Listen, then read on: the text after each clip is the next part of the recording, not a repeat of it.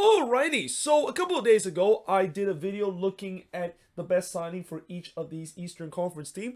Today, I'm going to do the Western Conference version, and that, as a reminder, these are going to be players that these Western Conference teams signed during the last offseason and also during the middle of the season as part of the secondary transfer window. So, with that being said, let us actually start with the first player, and the first player is going to be Ruben Gabrielson for Austin FC as the best signing for the second year club in MLS. And yeah, I know throughout the season, obviously the defense has been one of the big talking point for Austin FC. And it's not a good way because Austin has been relatively weak, and if not, that is pretty much the weakness that they had this season. But I will say that for majority of the season, Gabrielson has been mostly excellent. I mean, he has formed a really good partnership with Cascande, and I think really the only reason why they gave up a lot of goals is because the style that they play, it was always going to mean that they're going to give up goals. Like if they were playing a kind of free-flowing kind of style that Josh Wolf, of course, does, and that they kind of likes to open themselves up, you're going to give up more goals and stuff, and that your defenders are not going to be able to track back in time if you're just going to keep bombing man forward. And that from times Gabrielson not only was a contributor in the defensive part, but also at times on the attacking part too for this Austin FC team. So yeah, there's no doubt that he was definitely the best signing for this team. But now moving to the Colorado Rapids, gotta go with Jersey Zardes. So I know this was at time looked like it was a panic buy for the Colorado Rapids because we know that throughout the whole of last year there was that question of who is going to be the number 9 for this team because of the fact that they didn't do it in the offseason. And even though Diego Rubio definitely kind of had a career year, and then some would say that they kind of overperformed, he was really the only guy that was able to carry that torch, and that they just need another guy, especially in the number 9 position, to of course score the goal. So that's why they decided to get Jersey Zardes. And while things didn't quite work out at first for Zardes, I mean, there were a couple of games where he of course looked lost and just kind of been snake bitten up front. When he finally was able to break through, that's when the goals of course came. And that I'm kind of also surprised the fact that the Rapids decided to not retain Zardes this off season. I mean, I thought he did relatively well as the season goes along, so why not give him another season to see what he can do? And that at least this is kind of a short-term fix in terms of the issue that they have in terms of no legit number 9 player and no legit DP number 9 on this team that can score the goals for this Rapids team. Now, for FC Dallas, they made a lot of good signing in the last offseason, and that this was kind of tough between Paul Arriola and Alan Velasco of which exactly is the better signing. But I'm going to go with Paul Arriola. Yes, Alan Velasco definitely contributed a lot on the attack, but you could argue Paul Arriola probably did even more. And especially with the way that Velasco kind of struggled during May and June, and then he kind of really eventually find himself back into that good form when he came to FC Dallas. That's just not the case for Paul Arriola. I mean, Arriola was excellent throughout this entire season and really just kind of paid back Dallas, trustfulness with the way that they spent a lot to get Paul Arriola, like the $2 million general allocation money, which I think that's the record amount and the most that any team has ever had to spend using GAM to sign another player from another team. Yeah, that was a big kind of risk. The fact that if it doesn't work out, then this would definitely be one of those bust signings. But boy, it has worked out big time for Dallas, and I would say in some way that this was probably the best season that Paul Arriola has had, and that's saying something with the way that he has had some great year during his time with DC United. But now moving to the Houston Dynamo, and this one is a little bit easier. It has to be Seba Ferreira. I mean, I know he kind of got off to a bit of a slow start with the Dynamo, but again, once the goals started to come in, and this is kind of the case with number 9, when you can start scoring goals, then it gets a little easier because you're starting to be in form. And there was time where Seba Ferreira was unstoppable for this Dynamo team, and that I don't think that was a big surprise considering the fact that they spent a lot of money to get him. This is the most expensive signing that the Dynamo has ever made, probably the most ambitious signing that they ever made, and it has paid off in a big time. And I would say that you know this is a good foundation piece that they can build off of. They can just maybe get themselves another decent winger, and maybe hopefully Hector Herrera can find another gear, because of the way that he looked like when he was signed with the Dynamo. He was nowhere near in terms of the way that they thought that he could be that number 9 or that number 10 player that gives the ball to Ferreira in terms of working that very good dynamic duo for this Dynamo attack. But we'll see whether that, of course, continue after, or whether once we get into the second season, can they, of course, establish that good attacking partnership, and especially we'll see Sebastian Ferrer continue to have a good season, because 13 goals and 3 assists is definitely not bad for a first season, especially with the price that the Dynamo, of course, paid him. Now, moving to Sporting KC. This is another tough one. I mean, I'm not going to lie, this is almost a virtual tie between William Agata and Eric Tommy, because, you know, we know that Sporting KC, they're in luck in the middle of the season, and this incredible turnaround that just unfortunately, it was a little bit too much to overcome with the way that they dug themselves just so deep of a hole to climb out of.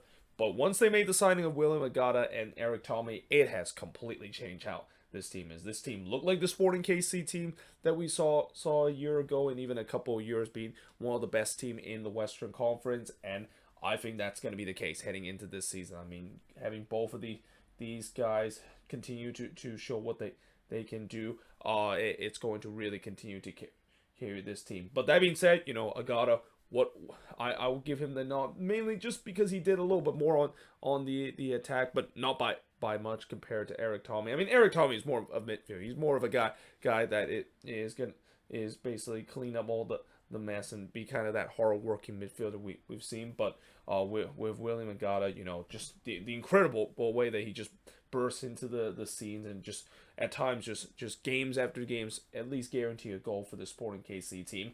And I even mentioned before how that kind of maybe create a bit of a good problem for Peter Vermees is going to have, because once Alan Pulido is going to be back in this team, what do you do? Do you go with Agata, or do you go with Pulido up front, or do you go with both of them up front and have a 2-striker system? Because, you know, if they can get both of those strikers up front, or at least one of them being informed, then yeah, it's always a great problem to have if you're a manager, when you have two good striker and two good striker compared to just one of them. Now, moving to the LA Galaxy, and speaking of a signing that had changed the luck of a team in the middle of the season, that was the case for Riqui Puig. I mean, we knew that him going to the Galaxy, this was definitely not only a big signing for the Galaxy, but it's kind of one that is a little bit different from what we've seen from the Galaxy. Usually when we've seen the Galaxy signing well-known player from Europe, they're probably on their last leg and potentially is going to retire in MLS. That's not the case for the Galaxy getting Riqui Puig. In fact, this is kind of one of the first kind of signings that maybe we could see in the future, where, you know, maybe a guy a very well-known name in Europe kind of didn't quite work out, and at such a young age like that, he decided to come to MLS to kind of resurge his career. And I know maybe there are some cases that of course is the case, but this is one of those rare situation, and that, you know, we knew that Riqui Puig has talent, but I didn't think that he was going to single-handedly turn around this Galaxy season. I mean, the amount of help that he has got both on the attacking end for this team has really took the pressure off of Chicharito, and at times he's just kind of been the difference maker of this team. And it's going to be interesting to see if he's. I mean, I think this is just the beginning. I mean, he's definitely going to get better, and you know that the reason why he's playing at the level that he is that, you know, he want to get his chance back to Europe, and especially get another crack of going into that FC Barcelona team, because, you know, I know he's definitely hungry to do so after, unfortunately, he wasn't able to break into the team, and that, you know, some even label him already being a failed wonder kid after just really kind of fall through the hype that he has during his time with Barcelona, and especially coming out of the La Masia Academy.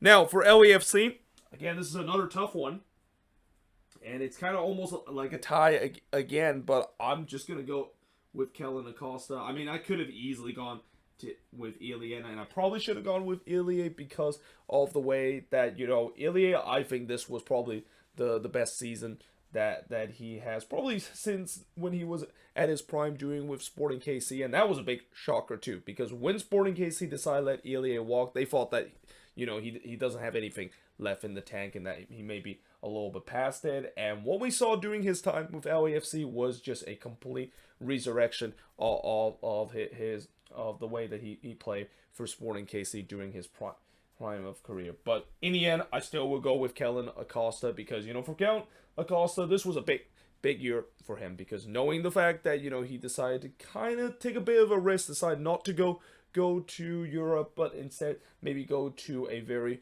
well-known and a MLS Cup contending team with LAFC. You know that he, of course, has to perform if he wants to get into the national team picture, and he did it exactly that. I mean, and I think, again, just like what I say with William Agata, where I give him the edge because he provides a little bit more attacking and have scored more goals compared to Eric Tommy. I think that's the same case for Kellen Acosta. Provides a little bit more spark on the attacking end compared to what Ilya has. But again, that maybe is kind of harsh to say, because Ilya, his job is not really just provide things going forward on the attack for LAFC. He's kind of like that clean up guy and that number 6 guy that just kind of put out fire and maybe occasionally do go for on the attack, or at least start the attack for this LAFC team. Now we go to Minnesota, and for the Loons, I'm gonna go with Carvin Arriaga. Now there was definitely a couple I could have gone for the Loons in this one. I mean, I know some will say it's got to be Luis Almeria, even though the reason why I don't think Luis Almeria was actually the Loons' best signing is mainly because, yes, he definitely had his good hot streak during the month of July and August, but he definitely cooled off in a way where that's kind of makes me a little bit concerned about Luis Almeria, with the way that he's kind of a very hot and cold kind of player. And I know as a striker, that's just kind of how the life is, where you could be at times be incredibly in form, and you can basically have a lot of confidence in front of goal. But when that, of course, doesn't happen, you, of course, would go into a drought and kind of become a little bit snake bitten at time. But at the same time, I would go with Carvin Arriaga mainly because this was an absolute steal for the Loons. I mean, I still can't believe the fact that they got Carvin Arriaga for what, like 100,000 transfer fees, and with the way that, before he went down with the injury, I thought he was just a boss in that number 6 position, and he was just an incredible ball player in that midfield, perfect replacement for Ozzy Alonso that the Loons lost to him during this off season. And yeah, I think that, as the season goes along, you can see that he definitely didn't play as well as we saw before he suffered that injury. And I wonder, did that injury maybe kind of took a toll a little bit, because he have suffered multiple injuries this season, and when you suffer multiple injury like that, it takes times to try to come back at a stronger level. And that I still have faith that he can do so. And especially, I can't wait to see how, the partnership between him and Hassani Dotson in that number 6 position, once Dotson does come back into the fold. Yeah, that's gonna really solidify this team to be a decent team in terms of the midfield, because I think everybody knows that this Minnesota United team, they pretty much are good in the midfield department. It's just the attack, and then more noticeably the defense, that is a little bit of a concern. Now, moving to Nashville. And for Nashville, you know what? I'm going to go with Jacob Schaffelberg.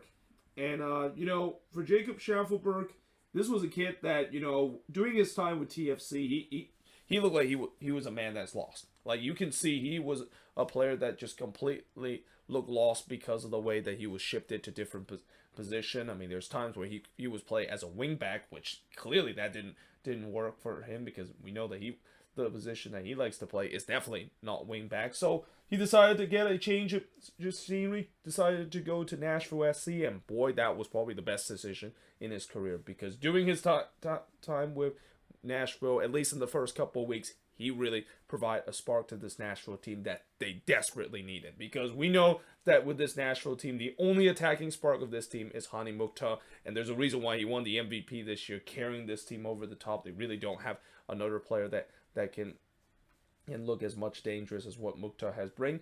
But that all changes when Jacob Schaffelberg came into the team. And although he did kind of fizzle out a little bit as the time goes by, you can clearly see this was a kid that he was on a mission to say that, hey, I think a change of scenery is a perfect way for me to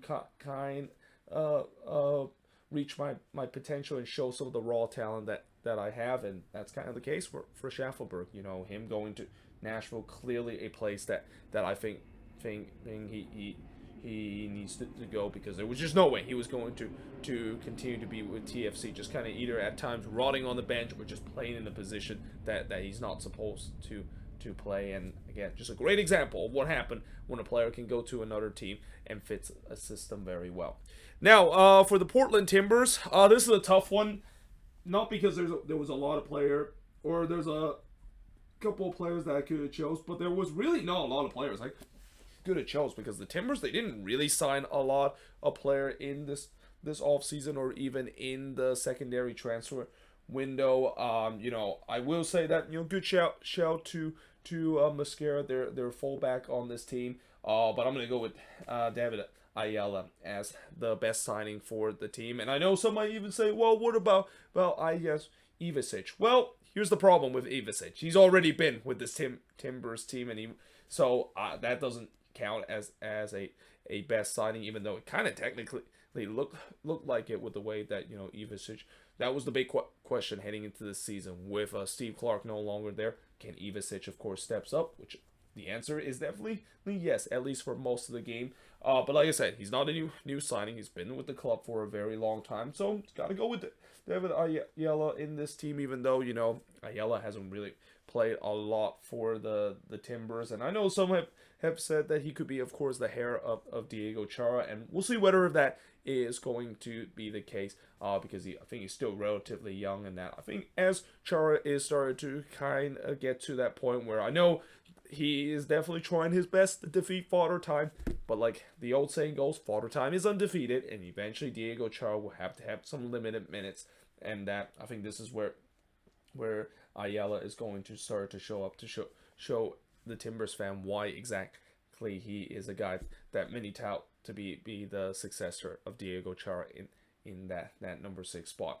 Now, we move on to RSL, and I'm going to kind of cheat a little bit because, it's very rare that I go with a super draft player as one of the best signing, but I guess super draft does count as in terms of a signing for a team, and it's got to be Jasper Loffelson. Again, this is a kid that if you would have told me this name maybe in the beginning of the season, I would have no clue who this kid is. But the way that he kind of arrived in the scene, and that in the early season he of course was brought in because he had to replace a couple of players that was injured on RSL, especially in the fullback position. And after that, he never looked back. There was just he really started to be kind of a bona fide starter for this RSL team, and has really kind of started to get into a point where he is considered one of the best fullbacks in this league. And that's what the super draft can sometimes do. As much as I know I've said before that I have berated the super draft, and I said that it's kind of getting more irrelevant as the season goes along. One thing I will say about the super draft, and at least one relevancy the super draft can still bring, so you can find some hidden diamond and some gems in the super draft too. We have seen players in the past couple of years that came out of the super draft and turns out to be an absolute incredible player. Heck, a great example of that is Alistair Johnston. This is a kid came out of the super draft and really played well with Nashville. Eventually moved on to Montreal, continued to develop his career, and now he's been the centerpiece of the Canadian national team, starting in the World Cup, and now got his big money move to Europe with Celtic. So yeah, that's definitely a case we can see in the super draft picks, and especially for Jasper Loffelson, if he can continue to do well in his career, knowing the fact that he is born in Germany, you know there's going to be some Bundesliga club that is going to be sniffing around and are going to see how much RSL is going to ask them to pay if Jasper Loffelson continue having a breakout season. And again, just we talk about many times in this league, there's been times where there's an unknown player in the league that you probably don't know his name in the beginning of the season, but you definitely will know it by the end of the season, and that, of course, is the case for Jasper Loffelson. Nobody thought that he was going to be an impact player, and here we are. He's definitely considered to be one of the best fullback in the league. Now, moving to the San Jose Earthquakes. It's easy for the Quakes. It's got to be Jamiro Montero, and I had a feeling this, of course, was going to be the case. Because when the Quakes decided to get Jamiro Montero, I thought this was going to be a good signing, and it's going to really complete of what I really think is a very underrated attack. Like this Quakes attack, I think not many people have talked about how they are definitely one of the more underrated one, and especially with Montero, the player that's sometimes playing that number 8 and number 10 spot in terms of pulling the string. You also got one of the most lethal player on the wing in Christian Espinoza, who had another great season. And oh, by the way, you also have a decent number 9 in Jeremy Ebobisse, which Portland Timbers fans are still kind of regretting to this day of seeing their team let him go to the Quakes. And on top of that, on the other side, you also have an emerging talent in K Cal, and now all of a sudden you have one of the more underrated attack in this league. And again, I really think last season, the Quakes, this team definitely should have made the playoffs. If, Mateus Almeida wasn't sabotaging this team in the first couple of weeks, that this team in an extremely deep hole. And also, two, if the defense can actually fix things up. Because there is no doubt that the defense was really the downfall of this team. And also with Mateus Almeida. And at times, maybe you could blame the fact that Alex Cavallo eventually kind of shown that he's a little bit out of depth, which is why I'm excited to see what Luchi Gonzalez can bring to the table. Consider, I think he did a relatively good job doing his time with FC Dallas, and he's a guy that is known to give young players a chance, and especially able to get them to develop to a good thing. Yeah, the Quakes could be a team to watch, and again, Jamiro Montero was definitely one of the big reason that is the case. I mean, for a long time, I've been crying for the Quakes to get some proven kind of MLS player within the league to come to MLS, and that's just been the case for the past couple, or at least in this past season or two, ever since Chris Leach has took his rim in GM and of this team, and that you can see why now it's basically paying off. Now, we move on to the Seattle Sounders, and there's really only one choice, and that, of course, is Albert Rusnak. And then, while he did kind of struggle doing his time in the league, you got to say in the CCL, that was a dip thing. And again, throughout this season, I think every Sounders fan will say that let's just forget about what happened in this MLS season where we missed the playoffs for the first time in our franchise history, and just kind of look at what we saw in CCL2, and that, again, Albert Rusnak was one of the big player in terms of contributing. And even when he's not creating goals and creating assists, he's been a guy that's been there in terms of sort of kickstarting some dangerous chances, or even provide some dangerous chances for this Sounders team to go forward. And again, this is why the Sounders pay a lot of money to get him from RSL, and that as much as it was kind of frustrating to see how he didn't live up to his potential, at least in the first half of the season, I think he's just going to get better, especially next season, with the way that, I really think that, again, what I said about the Sounders team moving forward is that this team is going to get better next season once they have their players back, and Rusnak is definitely going to be better when he gets a better supporting cast. And now, moving to the last team in the Vancouver Whitecaps, and this one is a pretty easy one too, because it's got to be Andres Cubas. And again, we knew that when he signed with the Whitecaps, this was a difference maker, because a lot of people said that he is a very good player and will fit MLS well. And it turns out that, of course, was the case because Kubas was really a guy that really solidified this back line of the Whitecaps that was an absolute mess throughout the season. Or actually not solidified, but kind of protect this back line for a bit. And he's been kind of that number 6 player where I feel like that's also a position that I mentioned a lot in this video. And the reason why I say it a lot is because that's a very, very underrated position where sometimes teams don't value that position to be important, but that's the position where as a defensive midfield you protect the back line and you're kind of like the first line of defense, and also you basically could start the attack going for it. And that I think Kubas basically does a good job in terms of that, and especially with the way that yes he did kind of suffer some setback in terms of injuries, but when he's with the Whitecaps, you better believe that the Whitecaps can be a lethal force in this team, and that especially on the defense, and they look much more composed and much more kind of just much more stable in the back line compared to when we didn't see him, because when we didn't see him and he's not featured of this Whitecaps team, this Whitecaps back line are just wide open and teams are just gonna keep overrunning them over and over again. But there you have it. That is pretty much it in terms of looking at the best signing for each of these Western Conference teams. Like I said, let me know in the comments below what do you think of this video, and let me know in the comments below did I get some of these wrong, and if there's a player that you think should be different on this list for the team that you support. Let me know in the comments below. But until then, hope you guys enjoyed this video. If you do, make sure you guys leave a like, smash the subscribe button, and yeah, I of course will see you guys next time.